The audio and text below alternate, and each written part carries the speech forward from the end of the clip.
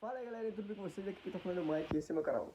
Galerinha, é o seguinte, eu vim falar de assunto em geral que o cristão normalmente passa, né? Que é a questão de frieza espiritual, dúvidas na cabeça e umas coisas que vem passando na minha, que eu tava refletindo esses dias também, era a questão de dúvidas que passam em nossa cabeça quando a gente tá no momento de frieza, de um tempo morno, sabe? Não tá aquele fervor todo pelo Senhor, pela vida cristã, não tá totalmente, sabe, pegando fogo mesmo, tá uma vida morna e monótona ali, parada, né? Os sentimentos que vêm até mim e o que eu sinto assim é como se eu estivesse numa correnteza e sendo levado para bem distante, sabe? Eu me sinto assim. E para você ver, tem horas que eu percebo que eu estou indo para longe, sabe? Do Criador, assim. Eu percebo que eu estou me distanciando cada vez mais. É como uma pessoa que estava em terra firme, né? E a terra firme é o Senhor. E aí você entrou no mar, foi lá pro meio e a correnteza te levou. E quanto mais a correnteza te leva, é como se você perdesse a esperança de que vai voltar e de que alguém vai te achar ali. Quanto mais eu me distancio do Senhor, mais eu perco as esperanças de que eu vou voltar, por exemplo, a ser aquele cristão fervoroso. Nesses momentos que a gente está distante do Senhor, que a gente não vem orando muito, não vem lendo muita palavra, não está tendo uma vida de comunhão de fato, verdadeira. E eu não falo nem só da igreja, porque muitas das vezes a pessoa está dentro da igreja, mas não está tendo uma comunhão com Cristo, sabe? A igreja ela se torna como uma empresa. Você só vai lá para bater ponta. Você às vezes não está vivendo a comunhão que o Senhor tinha desejado, por exemplo, para a igreja, sabe? Os irmãos vivem em comunhão e um aprendendo com o outro. Às vezes você está indo para a igreja igual a firma mesmo, só para bater ponta. Os pensamentos que passam durante essa frieza espiritual, que o Senhor ele não vai te aceitar mais, sabe? Que o Senhor ele ficou magoado com o seu distanciamento. Não que o Senhor não fique chateado, né? O Senhor fica chateado, mas a gente sempre tem que lembrar que o Senhor é rico em misericórdia. Então, por exemplo, se a gente for pegar a parábola do filho pródigo, que fala mais sobre o pai do que do filho, entendeu? Ali fala justamente do Criador. Que tipo assim, a gente pode passar por tribulações, a gente passa por oscilações nessa vida, né? A gente às vezes está muito bem, às vezes está muito mal. E as dúvidas vêm na nossa cabeça quando a gente está muito mal, que é, será que Deus vai me aceitar mais uma vez? Será que o Senhor vai me puxar de novo? Aí você vai vendo as notícias, as últimas notícias, né? Aí você vai vendo que parece que a Bíblia está se cumprindo cada vez mais. Aí é como se você se sentisse que você vai ficar. Porque nós acreditamos no arrebatamento. Aí você começa a acreditar que você vai ficar. Falando, mano, se eu não tomar cuidado, eu vou ficar. Eu mesmo, às vezes, eu penso isso. Então, eu tô sempre tentando lutar contra isso, sabe? Dentro de mim, assim.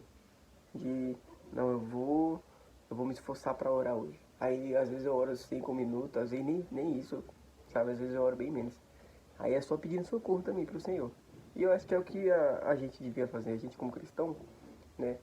A gente por saber que precisa de ajuda, né? Porque frieza espiritual é complicado, você vai mergulhando, e aí quando você vê, você não tem mais força para voltar. E quem já está lá, por exemplo, aquelas pessoas que se distanciaram de vez da fé, é muito difícil para elas voltarem. Mas a visão principal que eu quero passar aqui é que enquanto houver fôlego de vida, há chances para você voltar a queimar de novo pelo Senhor, sabe? A voltar a ser quem você era, a voltar ao primeiro amor, como lá em Apocalipse, que o Senhor falou para a igreja lá, acho que foi até Filadélfia, que o Senhor tinha essa questão do primeiro amor, que ele tinha se distanciado, a igreja tinha se distanciado. E é o que eu sinto às vezes, eu acho que a maioria da igreja às vezes passa por essa fase de distanciamento do primeiro amor, já não é aquilo, sabe, tão impressionante. Os milagres do Senhor diário já não se tornam impressionantes. O fato do Senhor ser tão grandioso, eterno, de mandar o seu filho para morrer por nós, e o milagre de você sair de casa, poder voltar, o milagre de você ter saúde, o milagre de você poder ser curado, o milagre de você ter um emprego, já não é tão animador, já não fortalece mais a sua fé. E eu acho que isso é por conta das fases que você vai passando. Conforme você né, você se torna cristão, você vai passando os anos e você tem que ir mergulhando mais no Senhor, tem que ir mergulhando mais e indo mais profundo, porque se você ficar só no raso, não vai saciar a sua sede. E se você não tiver sabedoria, que aquela sede que você está sentindo é sede de Deus, de mergulhar mais nele, de se aprofundar mais nas coisas que ele tem para ensinar, você vai preencher essas coisas com coisas mundanas, com distração, com entretenimento. Por exemplo, uma coisa que eu oro para o Senhor é a questão de fome, fome dele, fome da palavra, fome da presença. E eu sinto isso, sabe? Eu sinto isso, tipo, eu sinto que eu quero fazer mais, que eu quero trabalhar mais para o reino, que eu quero ser mais íntimo do Senhor, porque eu vejo os pais da fé, às vezes eu vejo os meus irmãos na internet, assim, os irmãos da fé, e eu me inspiro bastante. Eu falo, cara, eu queria ser igual a eles. Como assim, cara? O cara tem uma fé absurda, o cara tem um relacionamento absurdo com o Senhor, e eu às vezes negligenciando aqui. Então, essa fome é o Senhor quem gera. Só que muitas das vezes eu não vou atrás de saciar a minha fome no Senhor, de beber a água do Senhor, assim como Jesus ofereceu a água dele, né, lá para a mulher samaritana. E ele falou assim que se bebesse da água dele nunca mais teria sede. Essa é a parada. Se a gente buscasse se alimentar do Senhor, do alimento do Senhor, a gente não teria mais sede, sabe? Mas essa sede é recorrente em mim, sabe? Porque eu não me alimento no lugar certo. Eu sempre estou tentando encher essas lacunas e esses espaços na minha vida com entretenimento ou com coisas que não agregam em muita coisa. Não agregam quase em nada, entendeu? Então, tipo assim, eu acho que é vigiar, orar, despertar. É desperta, ó, tu que dorme. Essa eu acho que é a visão que a gente tem que ter hoje. Ainda mais nesses últimos tempos, acho que é esse negócio. A gente tá dormindo demais, a gente tá muito tranquilo.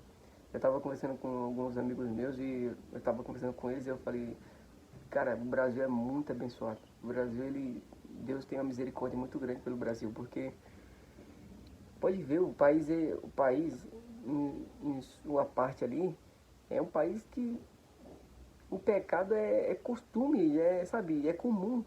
É comum o pecado na vida do brasileiro, sabe? E é em várias coisas, é em diversas coisas. Entendeu? Muitas coisas que o brasileiro faz desagrada ao Criador. E o Senhor não, sabe, é como se o Senhor estivesse poupando a nossa vida, porque a gente não passa por desastres naturais, não passa por guerras, sabe? A gente passa conflito econômico, político, mas isso aí não é nada comparado a uma guerra, por exemplo, que desperta todo mundo. Todo mundo fica atento, sabe? Todo mundo começa a olhar para o lugar certo, porque vê que nada está garantido aqui nessa terra. Mas o fato do Brasil ser muito tranquilo e muito fácil de se viver e muito fácil de ser cristão faz com que a gente negligencie a nossa fé. Pode ver, os cristãos que mais sofreram perseguições eram os cristãos mais fiéis ao Senhor, eram os cristãos mais fervorosos. Agora, quando nós estamos bem tranquilos, bem de boas e a gente tem o livre-arbítrio de poder andar com a Bíblia na mão, de poder orar e clamar ao Senhor, fazer passeata para Jesus, nós não somos um país que tem fervor pelo Senhor, sabe? É algumas pessoas, sabe? Então, é muito louco, assim. Quanto mais liberdade, parece que você não quer aproveitar essa liberdade, sabe? É como se o brasileiro quisesse ficar preso no pecado.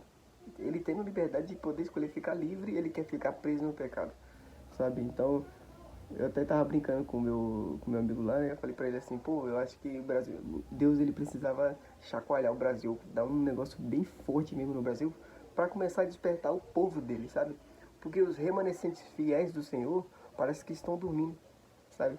Não tá, não estão despertos, não estão vigilantes e falando constantemente sobre o fim do mundo, sobre o vigiar, o orar, sobre pecado, sobre arrependimento.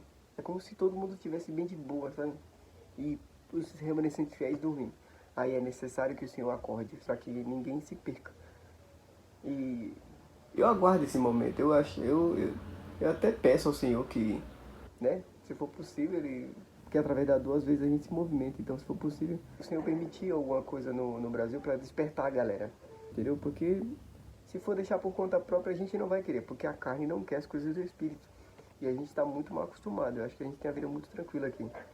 Eu acho que precisaria desse despertar do Senhor. Alguma coisa bem grave assim no Brasil, para acordar a galera. Muita gente não é contra isso, né? A galera fala, como assim, desejando mal pro Brasil e tal. Mas não é desejando mal, é desejando bem. Mas o bem, às vezes, no ser humano, só vem através da dor. Então, eu acho que é isso. Mas, nesses últimos tempos, eu acho que a visão que a gente tem que ir passando e tendo é o desperta ao Tukidame, sabe? É o despertar de toda a criação. Porque parece que a gente está sendo enganado. Pensa o seguinte, que a vida cristã é uma caminhada em linha reta. A gente está indo para Cristo, indo para a cruz com Cristo, para ressuscitá-lo com Ele e morar no paraíso, no reino eterno. A gente está indo aqui. Enquanto isso, o inimigo trabalha no mundo inteiro para nos gerar distrações, entretenimento. Então ele chama a nossa atenção e a gente fica olhando aqui, ó, e andando. E se andar para frente e sem olhar para frente, a gente vai acabar tropeçando. Não somos intencionais também. Vivemos num muito deixa a vida me levar. Sabe, a gente está tranquilo demais. Eu acho que é necessário esse despertar do povo. O Senhor poderia derramar o seu espírito na igreja assim para despertar a galera e fazer alguma coisa para movimentar a igreja do Brasil, sabe? Eu acho que é isso. Mas a visão que eu passo é essa, é o desperta ao Tukidomes. E é isso. Se você gostou do vídeo, deixe seu like. Fique com Deus. Deus abençoe. Falou.